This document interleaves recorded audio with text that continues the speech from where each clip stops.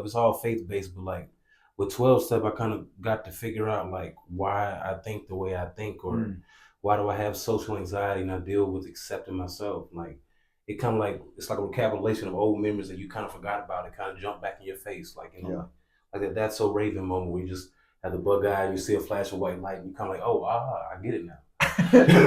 Yes, we had many of those, didn't we? Yeah. Who was your chaplain? You know you are. I Man. know. It's like.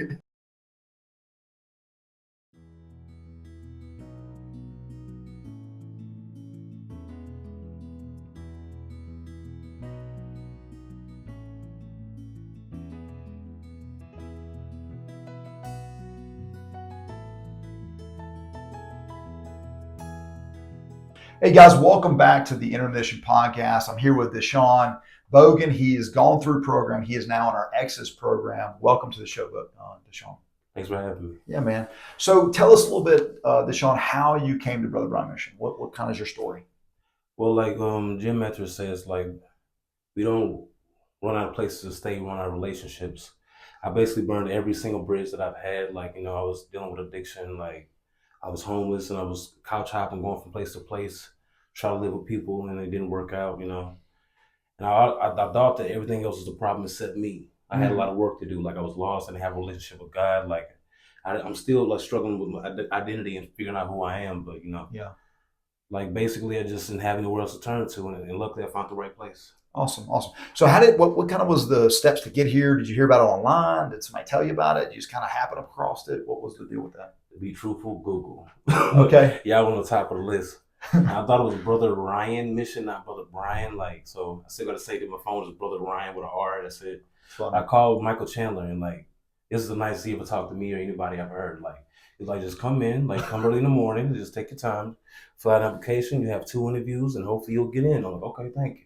Awesome. All right. Now, was this the first kind of recovery type facility you've been to? Have you ever done it before? Something to this extent. Like I went to a detox facility before, but like something as intuitive as this that like deals with like your relationships with your family, dealing with addiction, getting down to the root problem of why you were even in addiction and the reason you are the way you are, the way you think and feel. Like this goes way beyond just like rehab and recovery. Yeah, it's like a life program almost, So. For sure, we just call it an intense discipleship program. Yeah, for sure. So tell us a little bit about your time here at Brother Bryan, going through our new life program. What was that like? It was fun, but I'm talking about Bible study, book work. It's more than just this Bible study. Is like I think what is it called? We call it like a poor man's seminary, but we also do 12-step and stuff. But it's Christian based. Like 12 step, it's all faith based, but like. With 12 step, I kind of got to figure out like why I think the way I think, or why do I have social anxiety and I deal with accepting myself. Like it kind of like it's like a recapitulation of old memories that you kind of forgot about. It kind of jump back in your face, like like That's So Raven moment where you just have the bug eye and you see a flash of white light and you kind of like, oh, I get it now. Yes, we had many of those, didn't we? Yeah. Who was your chaplain? You know you are. Man. I know. It's like, so you've gone through program, went through the 9 months. And so what would you say was like your secret to success? Because you've been successful. We're going to get into that in a second. But like, what would you say has been your secret to success? Honestly, trying. Okay. I basically gave half input in everything I did in life. So honestly, this was for me. It wasn't for anybody else. So when I seen that it was for me and my relationship with God and like me becoming a well-rounded, better person in every aspect of my life, and I just seen that this is ground zero and you got to build from here, taking it seriously, honestly, and seeing a lot of guys like come in the program and fall out due to whether they're leaving because of a woman or still substance abuse or whatever, where they just couldn't take any like discipline or like structure, they just left in their own volition. Like seeing those guys leave and then come back, or seeing those guys leave and not make it back in, and seeing them at the lowest point, thinking I was just talking to this guy.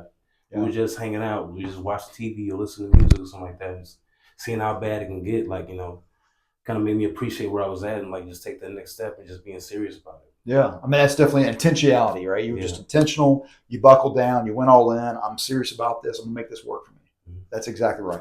And so you've been successful. Give us kind of an update of where you're at. Kind of tell us where you're working and kind of where you're at in your post a New Life program. Yeah, like, so now that I'm in Exodus or whatever, and like I've had 2 jobs. I started out with UAB, like in the environmental services department, basically like a fancy way to say janitor. But like, I wanted a better job. I got my first car. I've had it for about a year. Spent a lot of money on it. Like, who helped you learn how to drive? You, man. Whose car did you drive?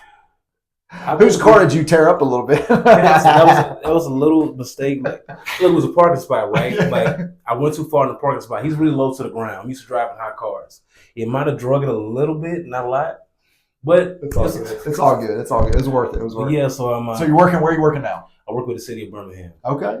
So right now, government job. It's a government job. We get every single paid holiday off. Your birthday is a paid holiday off. Nice. It's sweet. Yeah. But like, I'm going for my CDO right now. I passed half of the tests because it's 2 tests and I failed the other one. Yeah. I want to take it this week coming up, but I've been studying more, instead of using just a practice exam and the cheat sheet I bought online. I'll see how it goes and I'll keep you guys updated. Putting in that work. You got to put in that work, right? Yes, sir. Okay. So tell me this. What would you say to men that are thinking about maybe coming in a program, or maybe family members that are checking out Brother Bryan for their family member to get them into a recovery program that's going to be successful? What would you tell that person or that family, whoever? I got this cool old uncle named Prentice Phelps, and he always told me, like, if you don't change the recipe to the stew, it's always going to taste the same. So if you really want to make a change in anything in life, like, you really got to be doing it for you and out of your own volition. You can't do it because of your kids or your wife or your brother, your family or whatever, because you got to make sure this for you and want to be a better person and form a relationship with God.